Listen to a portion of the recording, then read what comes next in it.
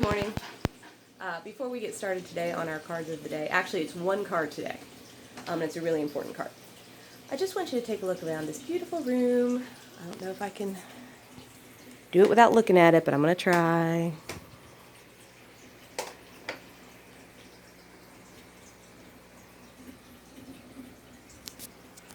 That's my super peaceful room this morning. And I'm off today, so I got to enjoy it a little bit more. So, okay. I got the, this very scary card. I'm sorry, I lied. That's not the right card. That's the card that comes after that card. I got this card once yesterday and twice today. And I thought it was an interesting... I don't ever pull this card. So that's the Nine of Swords. And the Nine of Swords is about the stuff that keeps you up at night. Liz Dean calls it the 3 a.m. card, and I think that's a really good description. Anyway, it's about the stuff you worry about, the stuff that is unresolved. You know, you wake up at 3 in the morning and go, oh God, I'm so worried about, you know, whatever the thing is. And so that's basically the Nine of Swords, which leads eventually to the Ten of Swords, which is not a pleasant card either. So I couldn't figure out, I'm like, why am I getting this card? Because I don't actually have anxiety. I pretty much sleep like a baby. That's called a clean conscience. Or narcissism. But anyway, whatever, I sleep well. So this card has come up a couple of times, and I'm like, why am I getting this? I don't feel very Nine of Swordsy. But yesterday at work, I was talking to one of the Utes, as I call them, and she's this darling little happy Ute. She's just really sweet and cheery and fun to be around. She's a little air sign, and I really like her. So she was telling me about another Ute, friend of hers, or someone she knows who suffers from anxiety. And she was saying how she's, afraid of everything, and she was concerned about how is this person going to continue in life because they have all of this anxiety. And I thought about it for a second. Ray, if you're watching. I thought about it for a second, and there is one time in my life that I have had anxiety. And it was for a year, and it was when Brent went to Iraq. So in 2005, Brent deployed to Iraq in an area specifically known as the Triangle of Death. And I was lulled falsely into thinking that everything was going to be fine.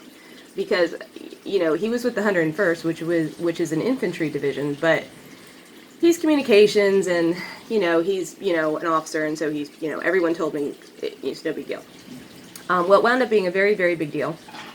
And a lot of them died right up front, which was very scary, and we never knew who it was. So until there's a protocol, when a soldier dies, the military sends a care team to their house, and the spouse can, accept them or turn them away, but either way, they're there to help. And so until the family is notified, we don't know what's going on. So all communication stops between the states and, wherever they are.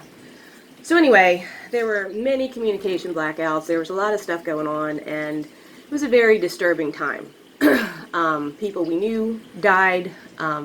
Spouses of people I knew died, and it was very upsetting. So on top of that, I became an Insta-mom. I had my stepson for a portion of that deployment, and where I love him dearly, and he and I are very close. When he was a child, he didn't come with an instruction manual, and I couldn't just call his dad in Iraq and be like, "Hey, is this when we go to the hospital? He's coughing till he pukes. I don't like. What do we do?" And I didn't have any family around me at the time, and so I had friends, though, very good friends, that would help me out when I got into a bind, but, that was very like, oh, I don't, I've not been responsible for a human other than myself, and that was very scary. There was a breast cancer scare. There was like, I sold real estate. So I went from a retail management background to real estate, and it was during that really tumultuous time before the bubble burst. So it was in '05, and they were lending like crazy, and everything was all up in the air until the minute of closing. So sometimes you'd like work really hard, and your client is delighted, they can't wait to be in their house, and you can't wait to get a paycheck. And 3 days before closing, the bank would be like, "Nah, we're just kidding."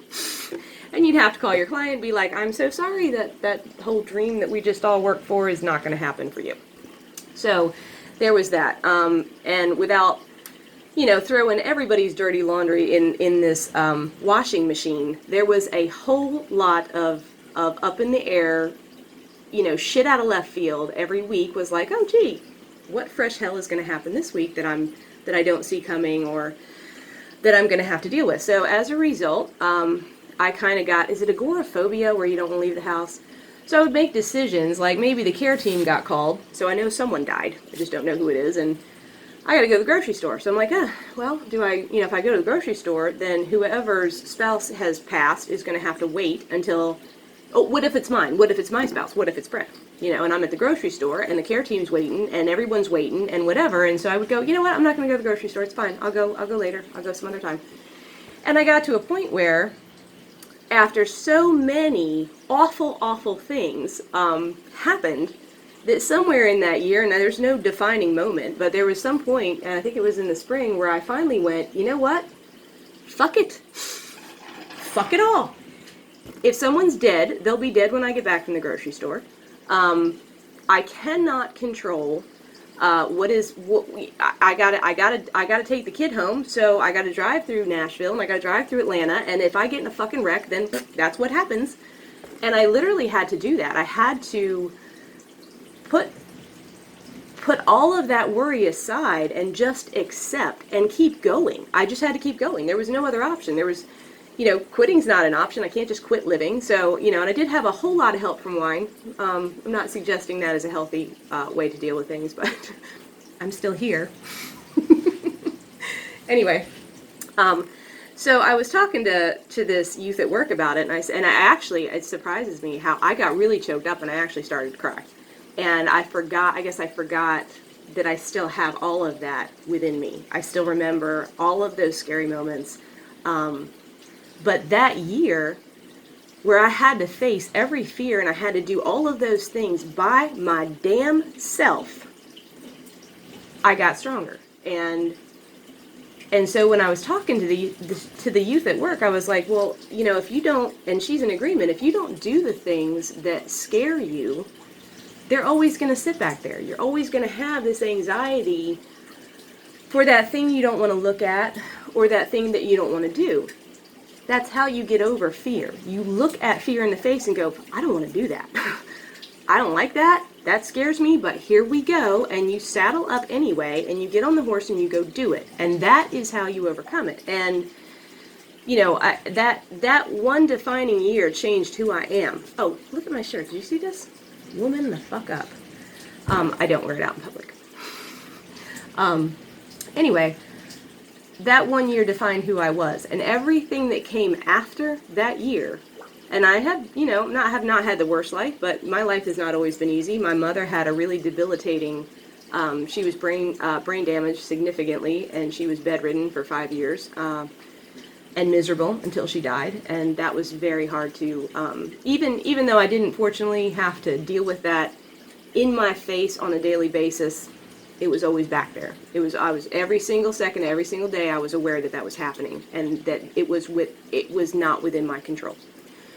I had a really hard time in 2019. I mean, my 2020 really started in 2019. I rolled right from that train wreck of 2019, with a very huge family dispute, into 2020. And in 2020, I thought it was it didn't, coronavirus did not scare me at all. I'm aware of it. I don't think it's a hoax. I think it is a thing. It is a very real thing.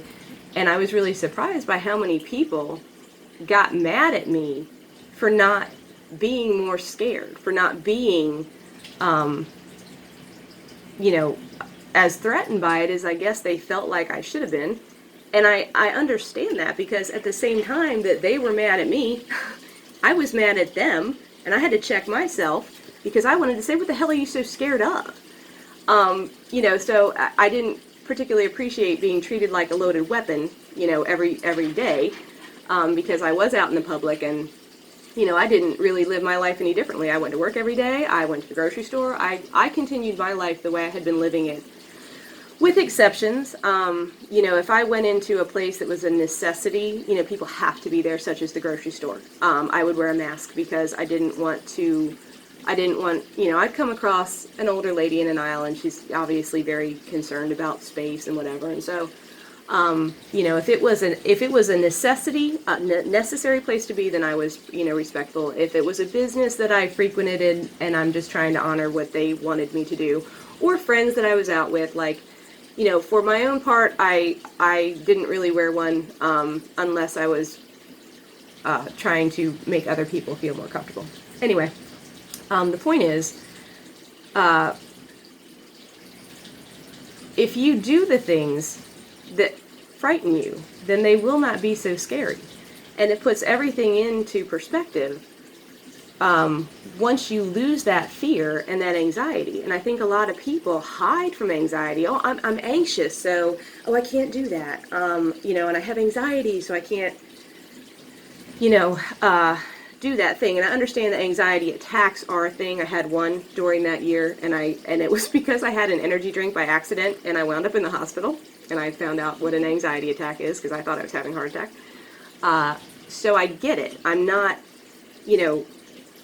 removed from fear, and I'm still a human being. Like, I still have a survival instinct. I don't particularly want to die, but I'm also not afraid to die. And my body does what it's supposed to when it gets in a situation where it's like, oh shit, we might not make it. Adrenaline kicks up, like I still, but as an overall, all of the study I've done in near-death experiences and all of the things that I've endured during my lifetime so far have made me far less fearful. So if you suffer from anxiety, I would suggest that you pick up some near-death experience material. A lot of them are really beautiful, they're really calming. I would suggest that you look at those things you don't want to do and go do them, because once you get on the other side of fear, it's so much more freeing over here. Things are not as scary to you. So anyway, when I see this Nine of Swords, it reminds me of all of the things that I have endured, and I'm still here. And for the most part, I'm still happy. Life is not perfect, but I love living my life, and I love the excitement every day when I get up and I don't know what's going to happen. What's going to happen today? I don't know. It's a mystery. It's so fun. So anyway, I hope that that is maybe the call that I keep getting this card, because I don't actually experience this card, and maybe the call is for me to tell you about that card and how we can avoid getting to this card. So anyway, it is what day is it? The 14th, Wednesday the 14th, and I hope that you have a delicious day and a delicious week, and I will see you tomorrow.